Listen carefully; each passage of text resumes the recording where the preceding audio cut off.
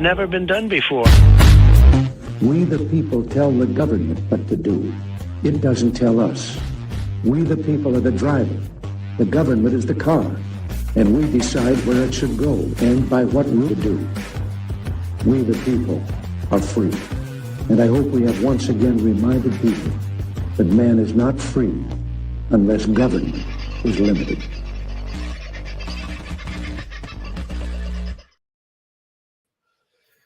Well, g'day folks, how are you this very fine day? I'll put myself up there so you can actually see me wearing my favourite Far North Queensland hat. Can you see that? It's up from the Daintree. I don't know why I got a pink one, but I did. Maybe I was wearing my pink shirt that day. People tell me I look good in pink. How you been? Sorry about last night. I owe you a bit of an explanation of why things are being a little bit topsy-turvy around here lately. As we all know, we are fighting a war. Sometimes the war comes to our door, and that is what has happened here at the moment where I am. So we need to fight the war, and I'm fighting the war. So sometimes that doesn't happen during the hours I would like it to do. And I've been unable to spend as much time as I would like this week sitting down researching because I've had to be out dealing with certain things. That's going to continue for the next week or so, unfortunately. But trust me, we will win the war. And it's interesting that the war is in many ways related to what I'm going to be playing you here shortly. So if you would please bear with me while we go through this slight hiccup. And it's only a hiccup because the nature of humans, I believe, generally is good. And once you start identifying the bad and pointing it out and showcasing it, as I am apt to do, you tend to find a lot of these people go to water or go and try and get their bigger brothers to come and help, who turns out Masonic filth of the highest level. So turning a few thumb screws there at the moment too, just to see whether or not we can gain a positive reaction from them. We're placing them in a position where they will either show themselves or they will actually be of some use and assistance to the people, particularly the ones around here. So we'll see how that goes. But it does take quite a lot of effort, and there is a lot going on at the moment in the background that most of you are very unaware of. So we will tell that story. You may have seen me recently telling you I can't wait to tell you what's going on, but there's a lot going on. But we don't shy away from a fight. We never have, we never will. And we certainly don't shy away from fights with pricks like the one I'm about to show you. I'm about to play you a lady whose name is Jamie. She is a Freemason, and she is making a confession as to what the Freemasons do in this country. She's an Australian. What they do in this country, how they portray themselves, and what their ultimate goals are. I thought, coming from a Freemason who is, by the look on her face at times, absolutely disgusted with the Freemason group, so much so that she's come out and made this confession, I have some serious worries for this lady's safety. So if you happen to know Jamie, keep an eye on her. Unless, of course, you're a Freemason, in which case, beware, we're keeping an eye on her. And we will find you. We will see you. So bear this in mind. They are everywhere, folks. I've run into...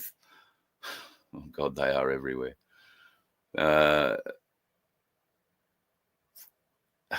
We'll talk about it afterwards. Eh? Watch Hi, this. my name is Jamie. I'm a Mason, and I would like to acknowledge the sins that I have partaken in, and this includes my ancestral line. There have been quite a lot when you consider my ancestors had a pretty big role to play in the running of society. There are things that are very obvious that we have done, particularly towards the minorities and towards coloured people and towards women.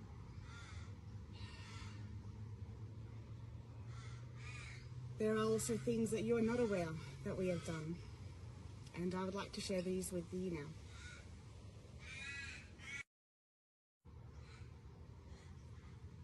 We have been dividing you all through the three industries that we control: news and media, law, and finance. News and media creates our reality, and this is what we discovered. And through news and media, we've been able to give our other two industries an incredible amount of importance. We've been able to instill them in your lives as things that you cannot live without. But our other two industries, law and finance, are industries that bring nothing but harm. We use law and finance to make people homeless. Every time we come into a new country, we use the law to remove the people who live there ability to live off the land. We remove community, we divide them up, and then we rewrite their history.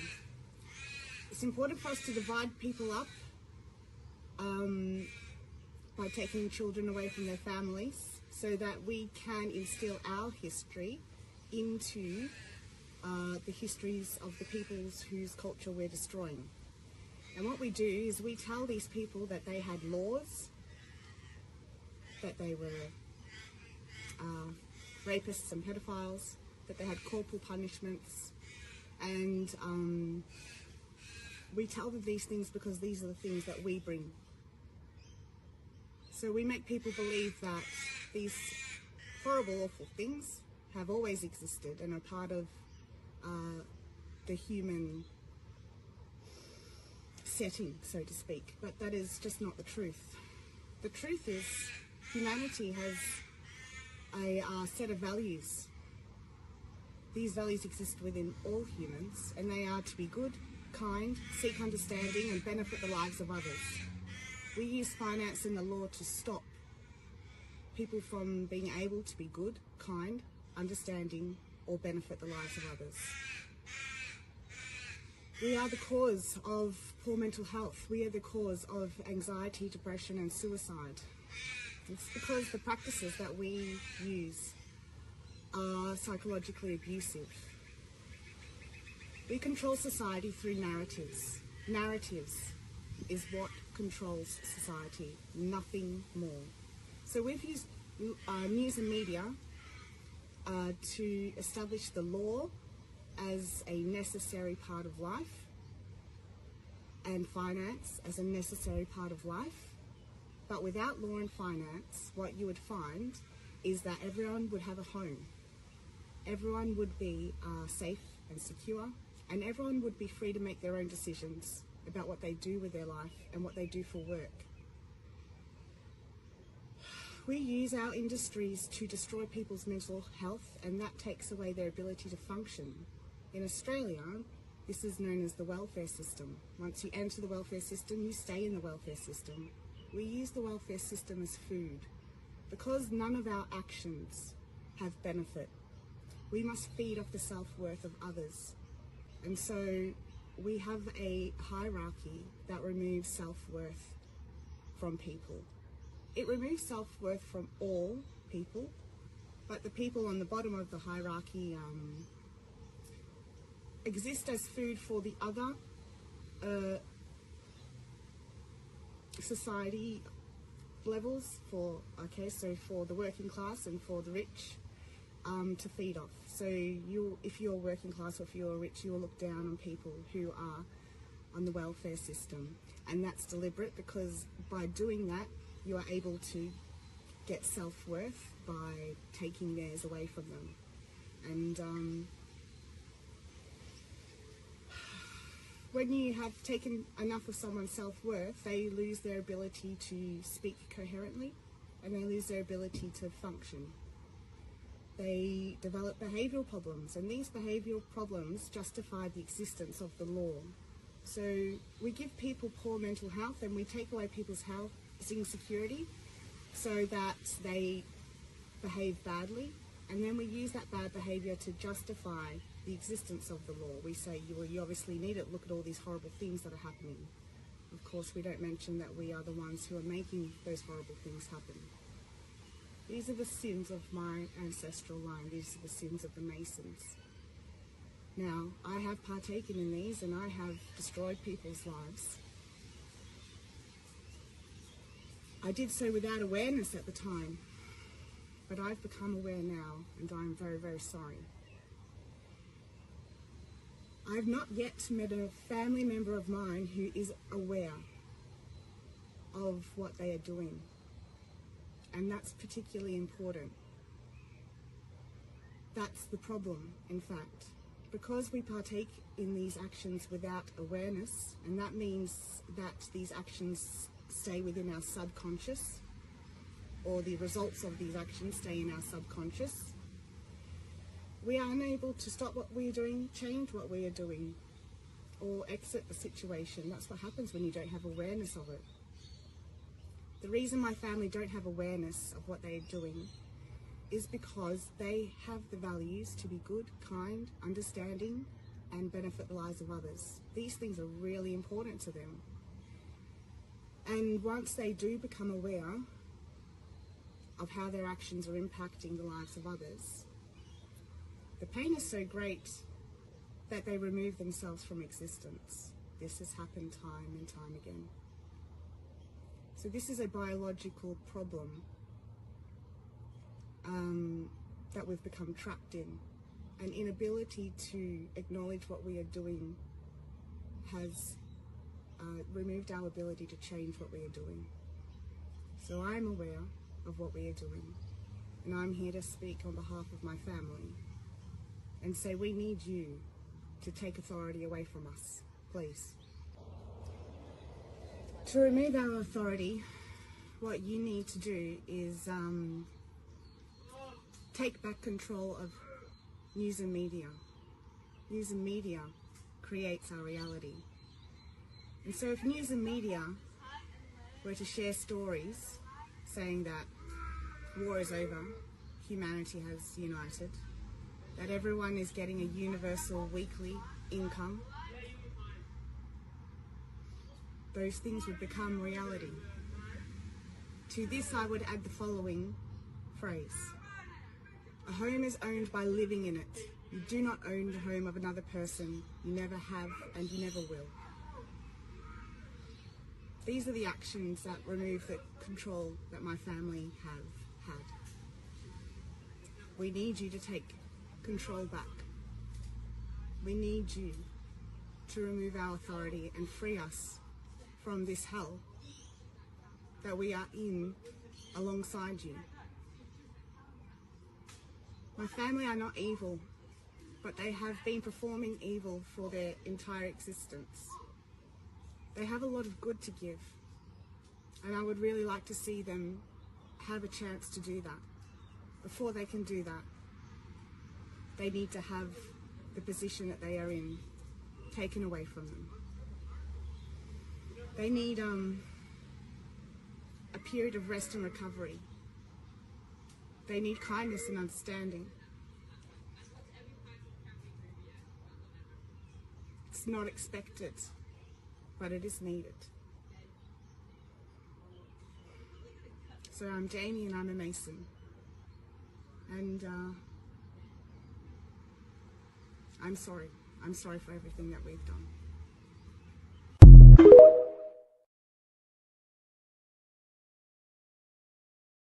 So, how does that make you feel? I think it's a very great plea for well, not forgiveness, a bit of understanding, but I feel a bit concerned for her. I also don't take it at face value.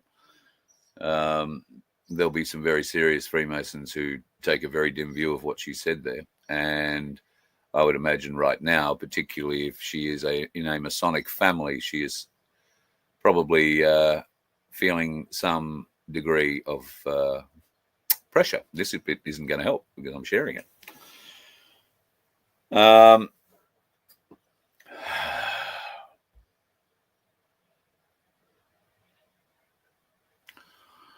I don't have a lot of sympathy for Freemasons.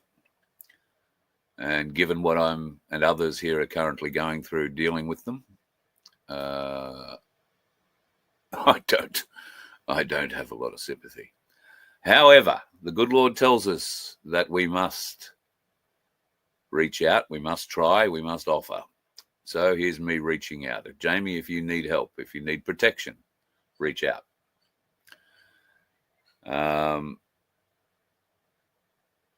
If you have more information to share, reach out. We're going to need specifics. You say we need to come and save the Freemasons? Well, we need to know who, where, and when they will be. And then, of course, they have to be willing, don't they? I understand that she certainly appears to be, although I have some reservations. I just think it's interesting time for this sort of a confession to appear, and particularly an Australian version of it. I don't see or have not seen too much by way of Freemason confessions outside of Australia. And if they truly do want our help in breaking this cycle that they appear in many cases to be unaware of, and in my experience, it's only the low levels who are unaware of what's actually going on. Although having said that, I probably wouldn't know if I'd met terribly high-ranking Freemasons because they don't really share that news. What I do get is a feeling. I can touch you and know if you're a Freemason, basically. So, boy, have I had a fun time recently. But I don't know. What do you think about that? I'd be really keen to see your thoughts in the comments. Do we offer them sanctuary? Do we offer them support? Do we offer them help? Or are we just welcoming them back into our ranks again after exposing them? I think that's something that we all need to consider very seriously, because these Freemasons run plan after plan after plan after plan, and so far, none of them are to benefit you and I. It would take some convincing for me to allow somebody like that into one of our organizations, although we've got plenty of them, but they don't get to leadership levels. They are usually found out well before that. I could be proved wrong, but that's my feeling on it. So look, that's just a little taster. We're going to talk more about this tonight in tonight's show. It's the Friday Free-for-All. I'll see who I can get on. Last night's show was actually meant to be a chat with SG Anon and Guru. Guru and I sat down yesterday. I think we made an attempt. Well, we made 3 attempts, I think, to get this happening. And I'm starting to feel like, when it comes to SG Anon, I'm starting to feel like the bride on the wedding night who's gone in to get into her negligee after the marriage celebration, and she's climbed into bed and is waiting expectantly for her husband, and he doesn't appear. In fact, he just disappears, leaves her stranded. That's what I felt like with the bride's nightie raised up here somewhere. It's starting to get that way with SG Anon. I think I don't know, maybe I'm getting paranoid. He just doesn't want to be in the same place and time as me for some reason. I don't think that's the case. I think there's a few stretches with time zones, although you'd think by now people like us who talk to people internationally on a very regular basis would be able to figure out time zones by now. And I'll be honest, if we can't figure out time zones, folks, how the fuck are we going to fix the world? Watch out for the dickheads on the road today. See you tonight. You let one ant stand up to us, then they all might stand up. Those puny little ants outnumber us 100 to 1. And if they ever figure that out, there goes our way of life. It's not about food. It's about keeping those ants in line. That's why we're going back. Does anybody else want to stay? Let's rock!